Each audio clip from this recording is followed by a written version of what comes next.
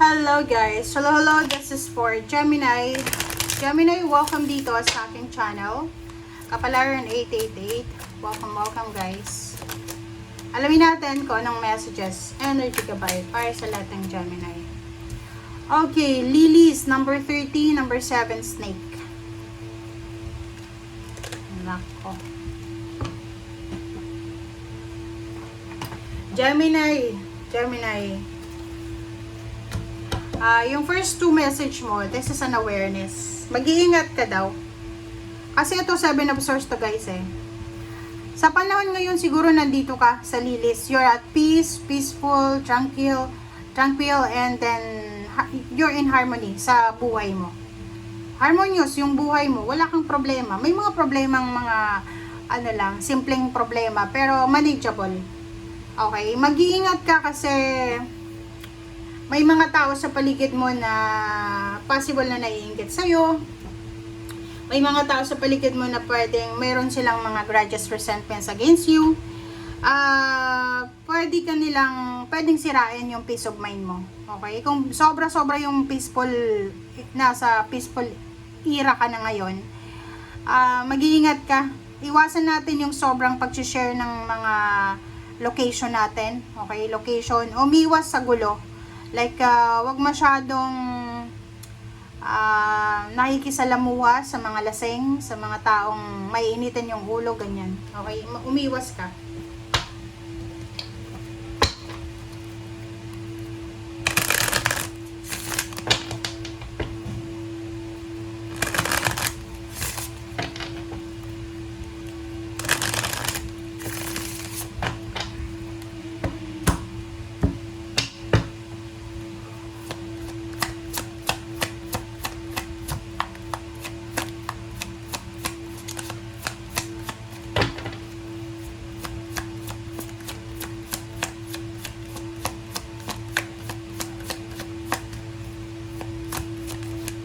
Okay.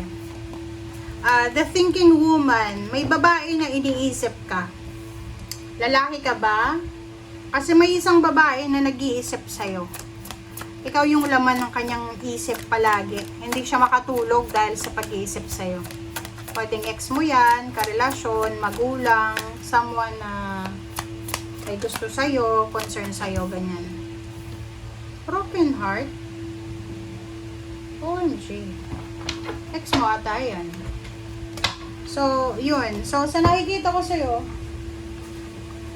possible na yun, may nag-iisip sa'yo. Pwedeng iniisip ka, kasi nasasaktan siya. So, heartbroken ata to. Okay?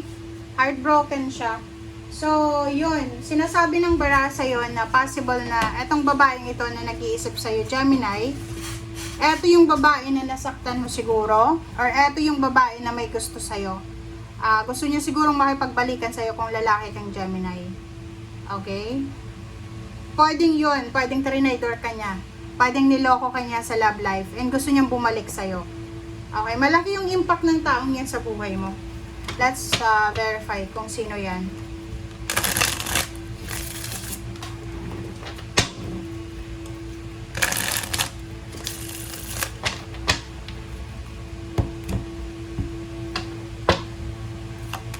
Okay, so next is 3 of Pentacles. Nakikita natin dito, Gemini, na may mga plano kayong pagnenegosyo, plano yung collaboration na siguro sa ngayon, hindi pa siya possible. Pero ang sabi ng baraha, you need to be patient. Okay? Kasi darating siya. Dito sa dalawang baraha na to, Wheel of Fortune tsaka Queen of Swords, sinasabi ng baraha sa'yo dito, Gemini, na isang possible na pagbabago, ang unexpected na tatahakin mo siya papunta sa future, or papunta doon sa talagang minamanifest mo, or kahit na hindi yan yung minamanifest mo, pwedeng maging tulay yan papunta doon sa balancing buhay na talagang pinapangarap mo sa buhay. Okay?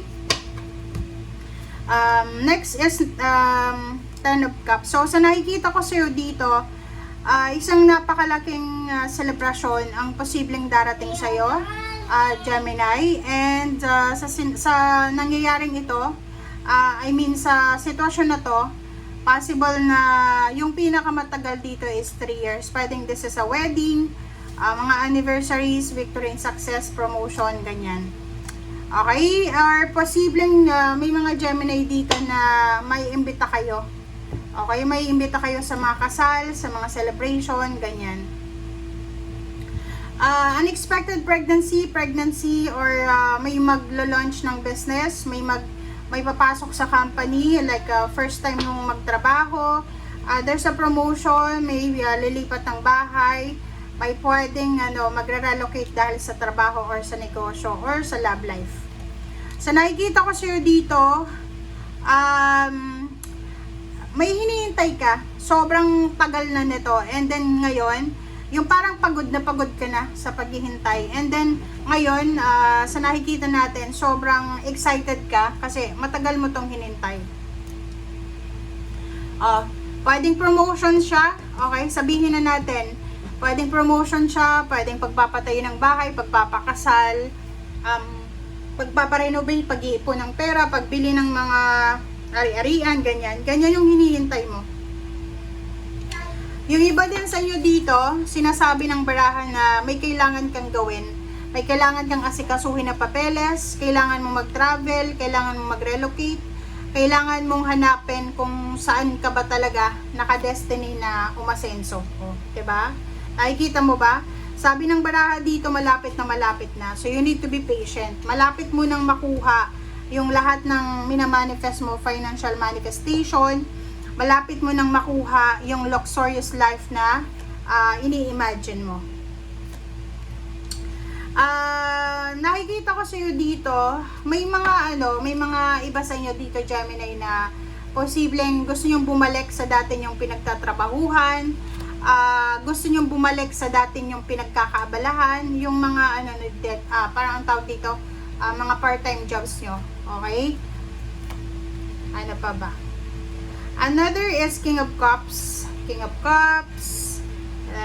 Fool, and then 7 of Pentacles. So kung makikita mo dito, yung King of Pentacles, the Fool, and 2 of Pentacles, sabi ng baraha sa'yo, huwag kang masyadong mag-alala.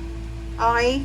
Gemini, you're protected ng mga zodiac sign na malalapit sa'yo. Water sign, earth signs, air signs, fire sign. So, sabi ng baraha sa'yo, huwag kang mag-alala. May mga relationship na pwedeng mag-blossom siya. Blossoming of new relationship, blossoming of new plans, mga inspirational or motivational plans ito para sa'yo. May iba din sa inyo dito na mas lalo kayong magiging kuripot. Okay? Kasi ang dami-dami yung gustong gawin. Marami kayong gustong bilhin, marami kayong gustong subukan, marami kayong gustong simulan.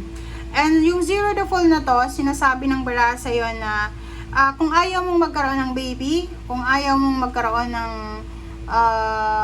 maging pregnant, kung babae ka or lalaki, gusto mong ayaw mong makabuntis, you need to be careful kasi possible na there's unexpected or expected pregnancy.